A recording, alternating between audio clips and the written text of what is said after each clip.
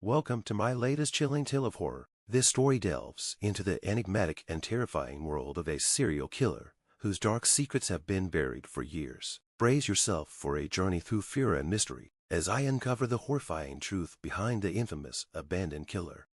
It all began on a cold, rainy night when I decided to explore the abandoned mansion on the outskirts of town. The place had always intrigued me, its crumbling walls and broken windows whispering secrets of a dark past. As I approached the mansion, the eerie silence was interrupted only by the sound of my footsteps crunching on the overgrown path. The front door creaked open with an unsettling groan, and I stepped inside. The interior was as desolate as I had imagined. Dust-covered furniture and cobwebs in the corners gave the house an air of neglect and decay. I wandered through the grand foyer, the remnants of a once opulent life now reduced to ruins. My flashlight beam flickered across faded portraits and broken chandeliers, casting long, sinister shadows on the walls. I was drawn to the basement, a place I had heard whispers about but never fully understood. The basement door was heavy and old, but it swung open with a rusty squeal. Descending the wooden stairs, I felt a chill creep up my spine. The basement was dimly lit by a single flickering bulb hanging from the ceiling. The air was thick with the smell of damp and decay. In the corner of the basement, I discovered a small, locked door. The keyhole was large enough for me to peer through, but all I could see was darkness. My curiosity got the better of me, and I pried the door open with a crowbar I had found nearby. What lay behind it was something I could never have imagined. The room was filled with strange artifacts, old newspapers, photographs, and a collection of disturbing drawings. The most unsettling find was a diary, its leather cover cracked and worn. I opened it, revealing pages filled with disturbing entries and sketches of horrific scenes. The diary belonged to a man named Arthur Blackwood, a name that rang a bell from the local legends of a serial killer who vanished decades ago. As I read through the diary, I learned about Blackwood's gruesome crimes and his method of luring victims to this very mansion. The diary detailed his twisted psyche and the elaborate traps he set for his prey. It was clear that he took great pleasure in his work, each entry more deranged than the last. The deeper I delved into the diary, the more I felt a sense of dread. Blackwood had documented a final, terrifying plan, a ritual to summon an ancient spirit he believed would grant him immortality. The ritual was to be performed in the basement, and according to the diary, it was meant to be completed with the help of a sacrificial victim. I couldn't shake the feeling that I was being watched. Every creak and whisper in the house seemed amplified, and shadows danced ominously around me. As I reached the final pages of the diary, I realized that Blackwood had not been alone in his madness. He had an accomplice, someone who had helped him carry out his horrific deeds. The atmosphere in the mansion grew increasingly oppressive, and I knew I had to leave before I became part of Blackwood's legacy. As I hurried back up the stairs, I heard a door slam shut behind me. Panic surged through me as I raced to escape the mansion, only to find the front door locked tight. I was trapped.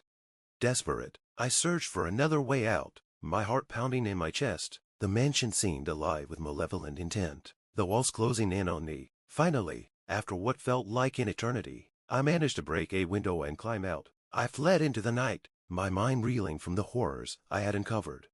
In the days that followed, I reported my findings to the authorities, but they dismissed my story as the ramblings of a troubled mind. No one believed the truth about Arthur Blackwood or the dark secrets hidden within the mansion. The house was eventually demolished, but the terror it had instilled in me would never fade.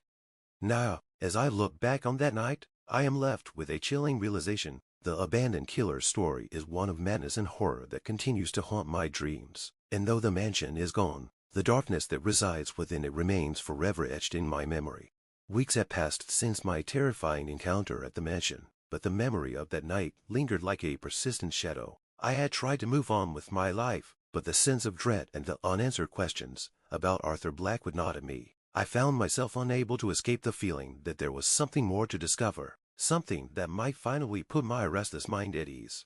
One evening, as I sifted through old newspapers in search of any remaining clues about Blackwood, I stumbled upon a report about a recent disappearance in the area. The details were chillingly familiar. A young woman had vanished without a trace, last seen near the site of the demolished mansion. The police had no leads, and the case seemed to be slipping into obscurity.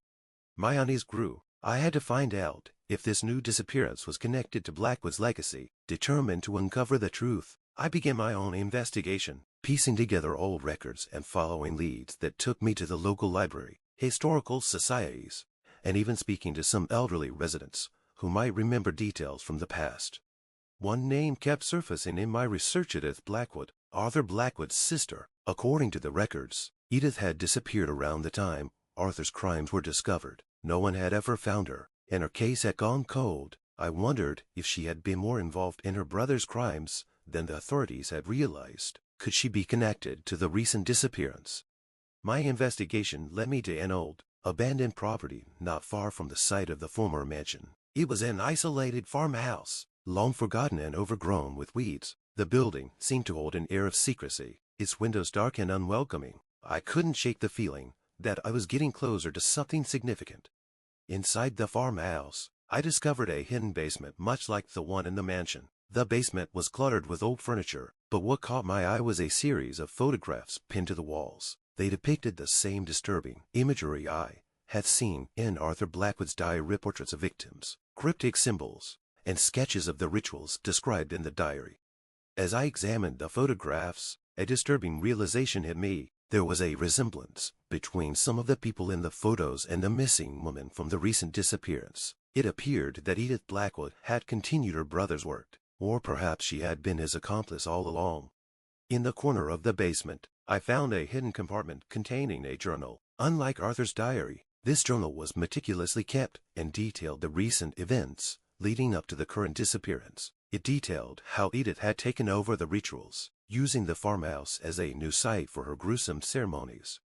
The journal concluded with a final, ominous entry about an upcoming ritual meant to finalize the dark legacy of the Blackwood family. It described a sinister plan to invoke a spirit that would ensure their influence endured beyond death. The date of the ritual was just a few days away.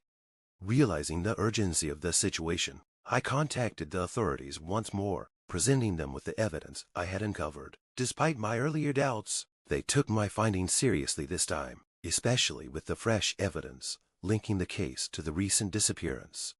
Authorities acted quickly, raiding the farmhouse just in time to prevent the ritual. Edith Blackwood was apprehended, and the missing woman was rescued. Though she was traumatized by her ordeal, the farmhouse was sealed, and the investigation into the Blackwood legacy finally seemed to be coming to a close.